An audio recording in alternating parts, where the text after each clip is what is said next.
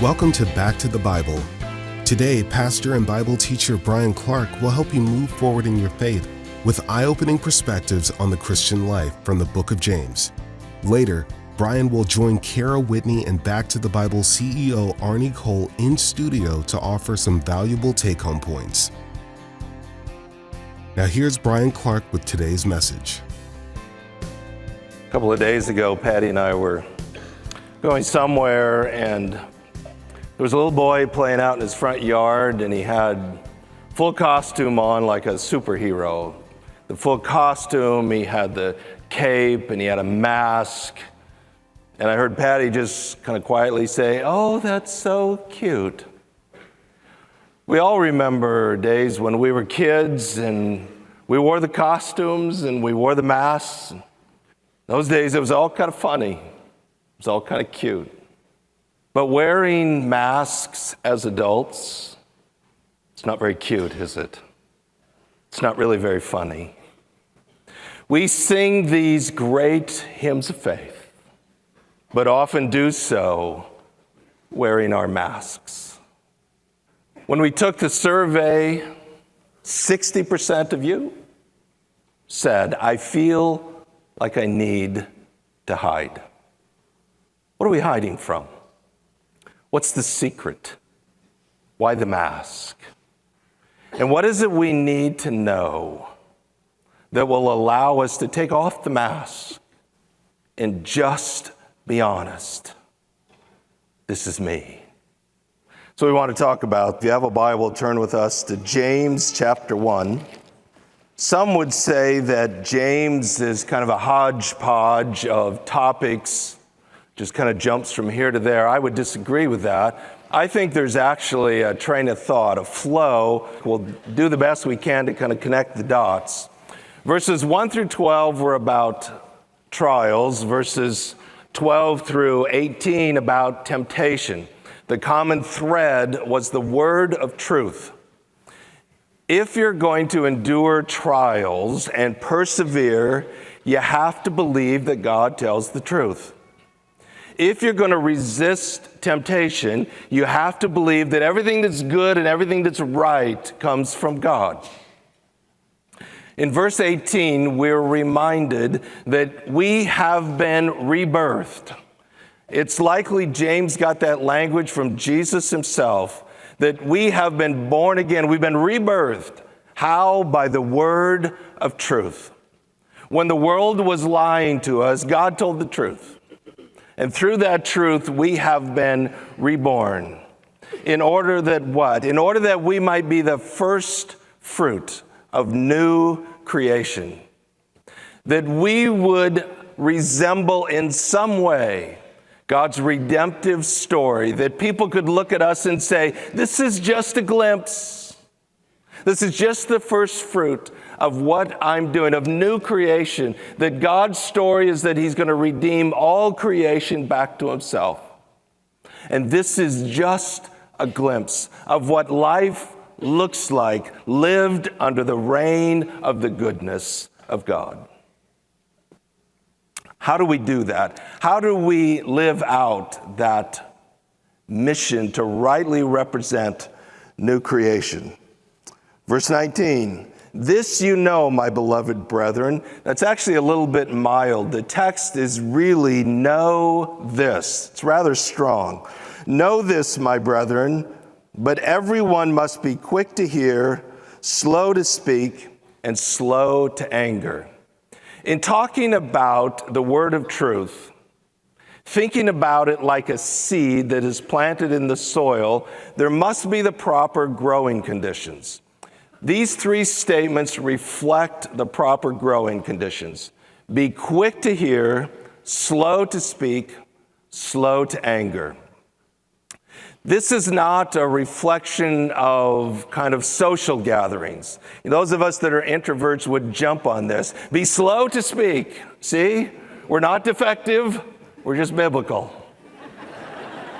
But it has nothing to do with that. It has nothing to do with how you conduct yourself in social settings. It's specifically related to teachability. Again, remembering in the first century, people didn't read the text. They had the text read to them. So the idea of being quick to hear would be quick to hear what God has to say, quick to listen to God. So you kind of have this two-sided coin. In order to be quick to hear, you have to be slow to speak. By the time James was writing, there was very little of the New Testament out there. And so it was likely that when the community of faith gathered, there was a lot of opinions about what the truth was. As a matter of fact, we get a little farther into James and we find out that is indeed a problem. So part of what he's saying here is be slow to speak, be slow to say, "Thus saith the Lord," and be quicker to listen to what God has to say. The heart of this is going to the idea of being teachable, of recognizing that I have to have a heart that is soft and humble and teachable. Whether God is speaking to me through His Word or whether God is speaking to me through a friend that's trying to speak into my life, when I get defensive, when I deflect, when I get angry, I'm not quick to hear. I'm way too quick to speak. And I create an environment where I'm not continuing to learn and grow. Part of what I have to understand is, hey, I'm not there yet. I'm not finished yet. I have a lot to learn. I make a lot of mistakes, and I really need to hear what God has to say, whether it comes through a friend that loves me or whether it comes through God's Word. I need to be teachable to continue to grow. That's the heartbeat of what he's saying here. Be quick to hear, slow to speak, and slow to anger. Why? Because the anger of man does not accomplish the righteousness of God. The righteousness of God is not really talking about meeting a standard. The language is an active language, maybe better translated, because the anger of man does not lead to righteous living. That's really what the text is saying. Nothing good comes from anger. Anger shuts me down. Anger makes me unteachable. Anger makes me so I don't listen. Anger makes me way too quick to talk and way too slow to listen. Anger just shuts me down. One of the things that continues to strike me about our culture is how very angry we are. It is everywhere. Everybody seems angry. The political scene is so filled with anger. The media is angry. Teachers put up with angry parents. Retailers put up with angry customers. Everybody's angry. It's anger in the marketplace. It's anger in our churches. It's anger in our homes. If you don't believe that, go stand at the checkout line and watch. This summer, Patty and I went down to Worlds of Fun for a day, and we were sitting on a bench just watching people, and we were appalled at how angry parents are with their children. They're grabbing them, they're shaking them, they're jerking at them, and you say, wow, $100 just to be angry? What's up with that? I mean, there is just so much anger. We have to understand that anger is bad. Anger is bad because it does not accomplish the righteousness of God.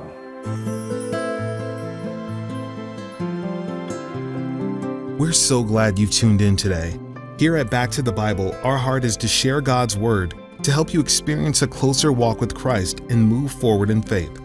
So to support you along the way, we've designed a wide variety of resources, and they're available at backtothebible.org. From devotions to in-depth Bible studies, Bible reading plans, even research and stories, you'll discover what you need to strengthen you along your spiritual journey.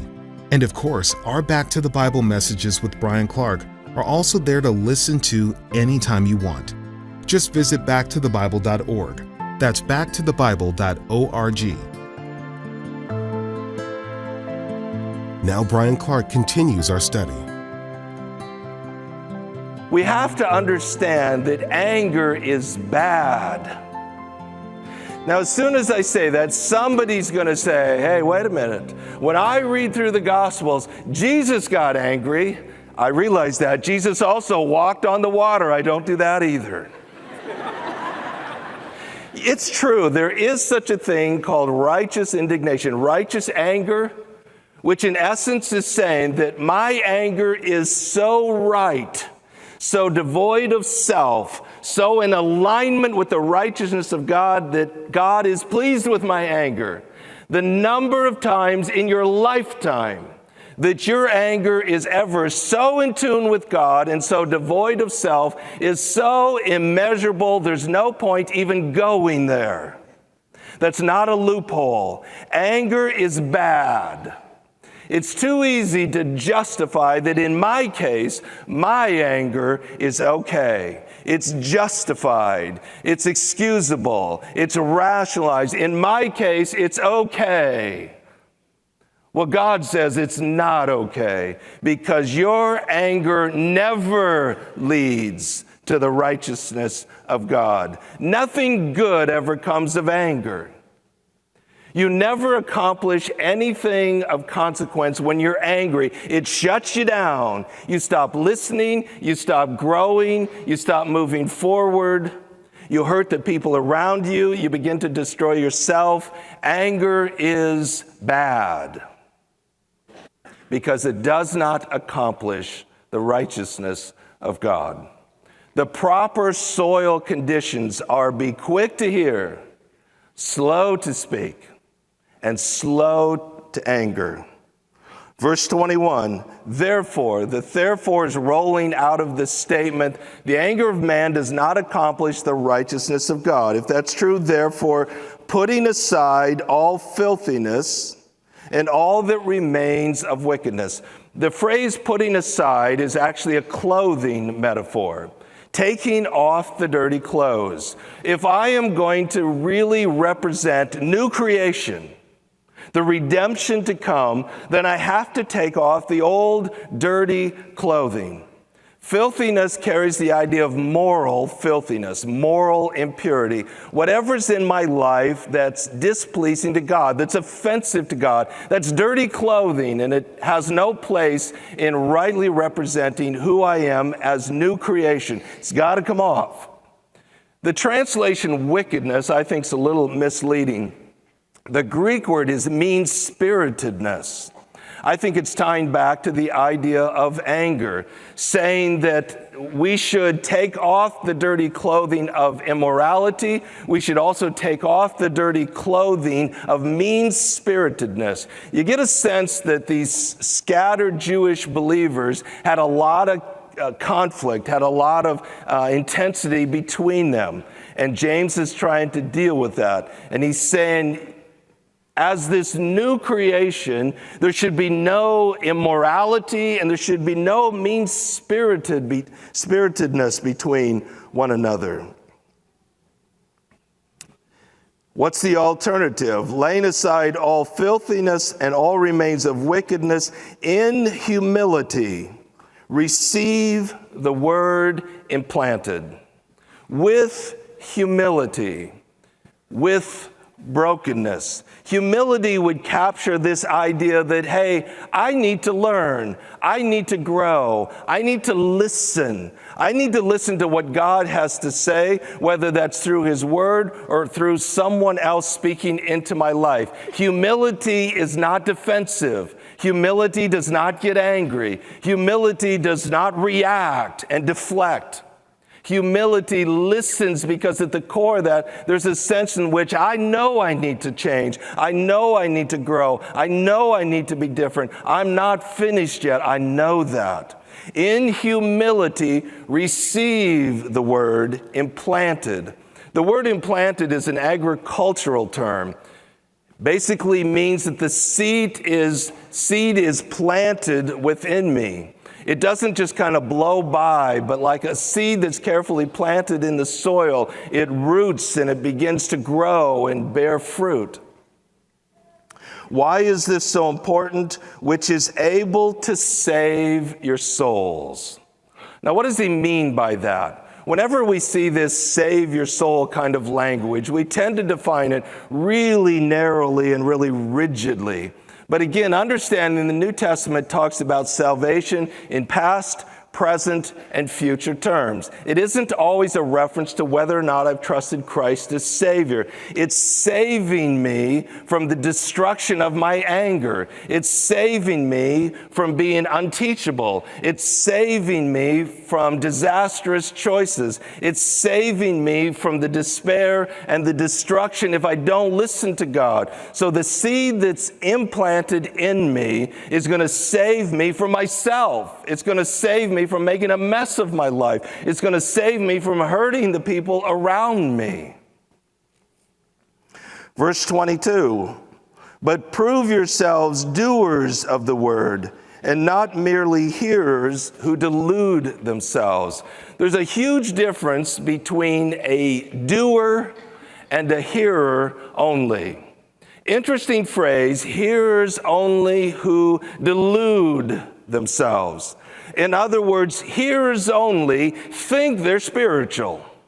They think they have it wired. They think they have it all together, but they're deluded because they have a head full of knowledge, a head full of Bible information, because they could get 100% on the Bible test.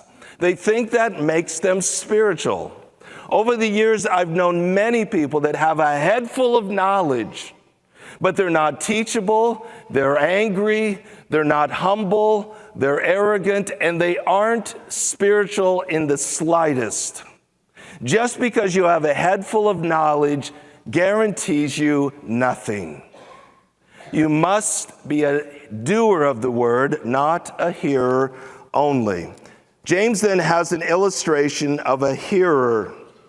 Verse 23, for if anyone is a hearer of the word and not a doer, he is like a man who looks at his natural face in a mirror. For once he has looked at himself and gone away, he immediately has forgotten what kind of person he was. One who is a hearer only is like a man who looks at his face in the mirror. The word that's used there means a good, careful, intentional look. But once he goes out, he becomes someone else. He wears a mask. He hides. He pretends. He's somebody other than that person that was in the mirror. But I think there's a deeper, richer theological meaning to this. There's a couple of words at the end of that verse that are somewhat troubling and need to be rethought a little bit. When he says he immediately has forgotten what kind of person he was, what kind of person he was. Those two words make us think there's a deeper meaning here. If I'm talking about somebody who has looked in the mirror and walked away, the language I would expect is he has forgotten what he looks like. Not what kind of person, and then past tense he was. What kind of person he is. So what's going on here? I think the answer is found by looking at the Greek word for, he looks at his natural face in the mirror. It's actually a word that means his face of origin. I think what the text is saying is when we look in the mirror, we see our face of origin. In other words, it's referencing that we see the image of God. We see the fact that we as people are made in the image of God. That's our face of origin. That's what God has always wanted. Now let's join Bible teacher Bryan Clark in the studio with author Kara Whitney and Back to the Bible CEO Arnie Cole. All right, Bryan, you talk about people wearing masks, specifically Christians. Why is that so prevalent? I'll give you the theological answer. Okay. Which again goes back to Genesis 3. What's the first thing Adam and Eve did when they sinned is they hid. Right. I mean, that's always been part of the story. It's the shame of sin So we hide and we pretend. And one of the big problems in Christian circles is we're all pretending. So Christians think everybody else has it together. So I don't dare reveal that I'm the only struggler in the room. And as a pastor, I just want to look in the hall and say, you need to talk to that person, and that person needs to talk to that person, because it's like, hey, we're all struggling. And if we could just take the masks off and be a little more authentic, it would be a better environment. Right. Yeah. So quick to listen and slow to speak. Why is that so hard for me to do? It is hard. Specifically, James is talking about a context where they're hearing the word. So they didn't have a Bible in their own lap. So they're hearing it read to them. So that's the context of this. And so the idea is they need to learn the truth and be more willing to learn than to speak. So less of our own opinion and more of the truth. And over time, we grow and mature. People talk about 2 ears and 1 mouth and all that.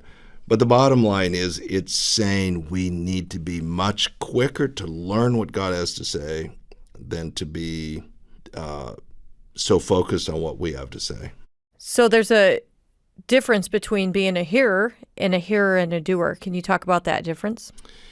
Yeah, so hearing is easy. And hearing is accumulating a bunch of information, so when you die and you take the Bible quiz, you get into heaven.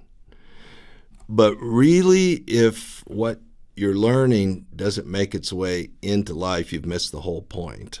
So the whole point of knowing the truth is to be a doer, is to change how I think and how I live and how I respond.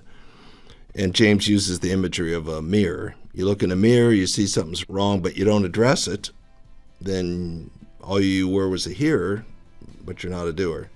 So one thing that's kind of interesting historically is the Greek educational model, which is where we get ours in the West, was basically is if you can regurgitate it, you know it. Right. And that's pretty much how we test in our school systems. But the Hebrew model was if you don't live it, you don't know it. They actually had no category for head knowledge. So the idea was if you don't live it, you actually don't know it. And I think biblically that's more correct. That's certainly what James is saying. Thanks for taking time to be with us today. If you'd like to listen to this message again, please visit us at backtothebible.org. Be sure to join us again tomorrow for more of Bryan Clark's teaching, right here on Back to the Bible.